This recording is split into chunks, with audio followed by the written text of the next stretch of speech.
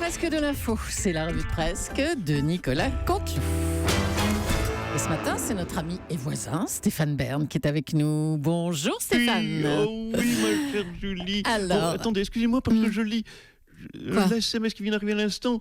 Ce sont les ayants droit de la famille de Bourville qui remercient Patrick Cohen pour les droits d'auteur. C'est vrai. Ils n'ont été plus passés en radio depuis 1854.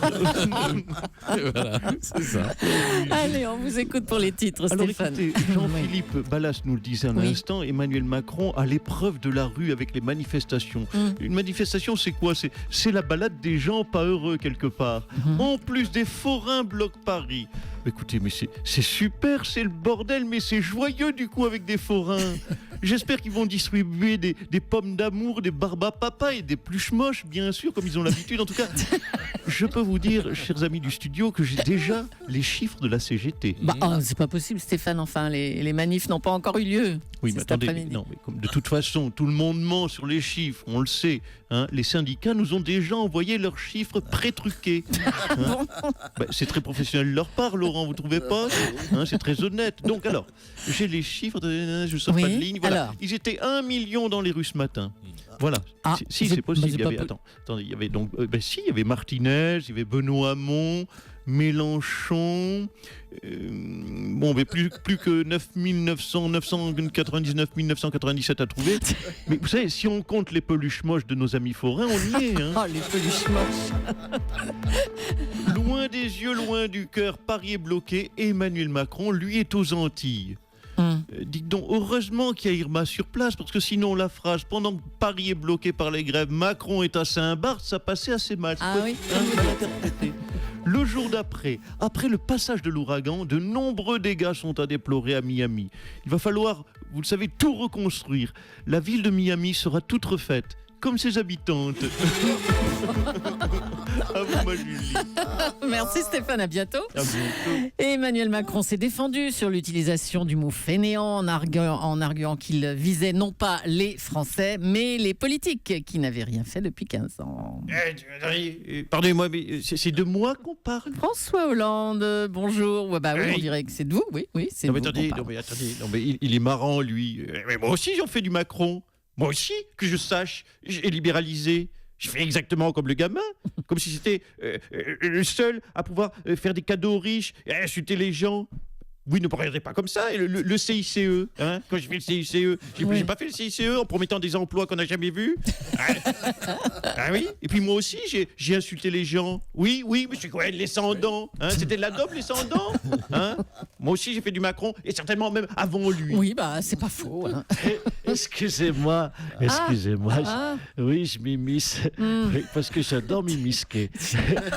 Bonjour, Nicolas Sarkozy. Je me présente pour les nouveaux. Hôtelier à Neuilly, ancien président de la République. Bonjour, monsieur Sarkozy. Bonjour, madame Joly, monsieur Toven, monsieur Cabrol, monsieur Cohen.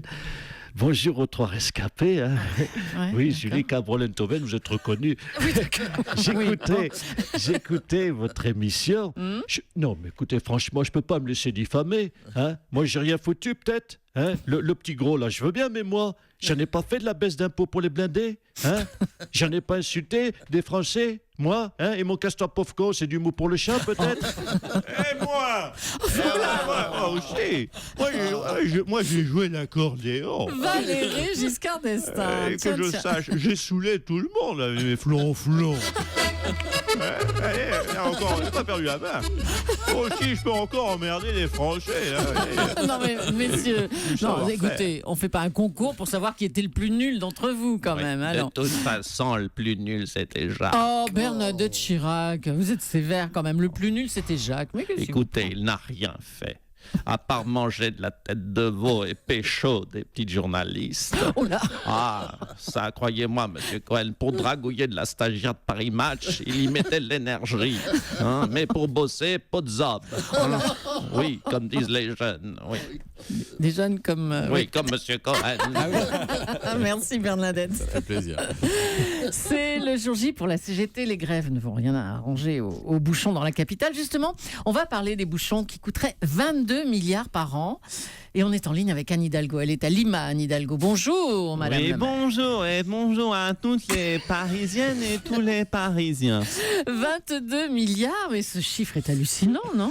Non, au contraire, ces 22 milliards s'inscrivent dans le cadre de mon grand plan J'emmerde les automobilistes 2017 Ouais, on a et compris. de mon autre plan Tu vas crever raclure de chauffeur 2018.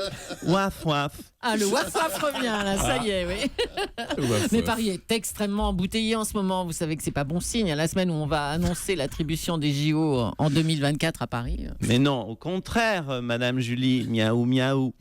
Tout est ça change, calculé. En effet, en 2020, à la fin de mon grand plan, j'aurai ta peau putain de Twigo 2019.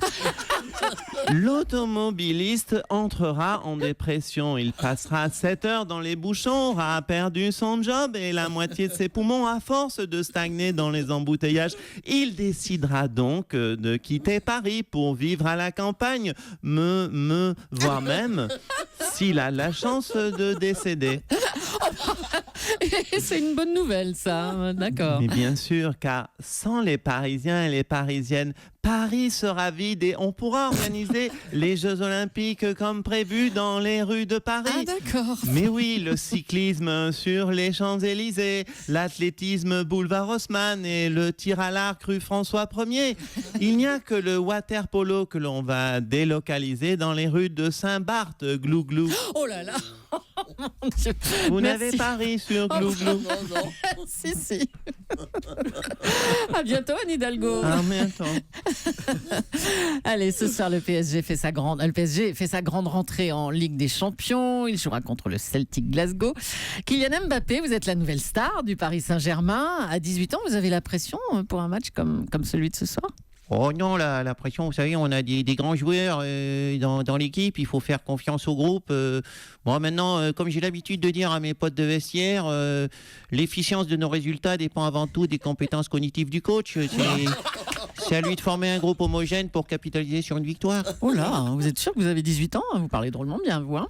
Bon, c'est vrai que cela peut paraître abscon, mais j'ai eu l'occasion de fréquenter un lieu que peu de joueurs de foot connaissent, qui s'appelle l'école.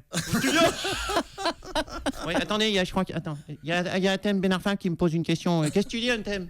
Oh, Kylian, qu'est-ce que tu viens de dire là? Non, je disais, non, t'inquiète pas. Non, je disais que l'important, c'est les 3 points, que ce soit on déchire sa mère, truc de ouf, tac, tac, wesh, sa mère. Oh là. Oui, non, Mais pardonnez-moi, alors, madame qu'est-ce Julie, qu'il monsieur Cohen, ce langage un peu régressif, mais heureusement, j'ai pris comme deuxième langue vivante la langue joueur de foot. Sinon, j'aurais eu de grandes difficultés à comprendre mes congénères Ah, et à d'accord. m'adapter à mes camarades de jeu. Ah bah voilà, merci Kylian. Bonne chance pour ce soir en tout cas. Ouais, salut. Traduit bien.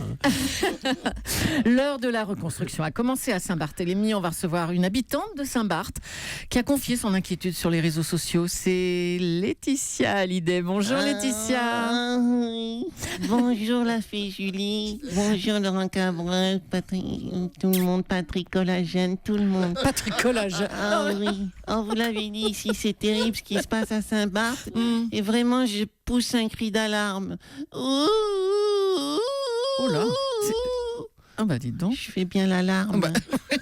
Alors avec Johnny, vous mettez votre villa de Saint-Barth à la disposition de ceux qui ont tout perdu. Elle est dans quel état cette maison, la vôtre là, Oh, la elle est villa en excellent état, c'est Ah. notre chance, même meilleure qu'avant la tempête, parce qu'avant, tu vois Julie, on avait seulement la piscine qui était à débordement. Hmm. Là, on a aussi la cuisine à débordement, le salon à débordement. Mais ce que je tiens à dire, c'est qu'avec Mamour, on va verser un chèque d'1 million d'euros pour les victimes d'Irma. Ah bien, pour aider les quartiers pauvres de Saint-Barth, c'est ça? Non, pour refaire ma toiture, agrandir la piscine et racheter une Rolls.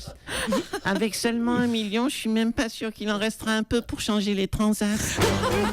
Ma pauvre Laetitia. Nicolas Canteloup, à demain. Europe 1.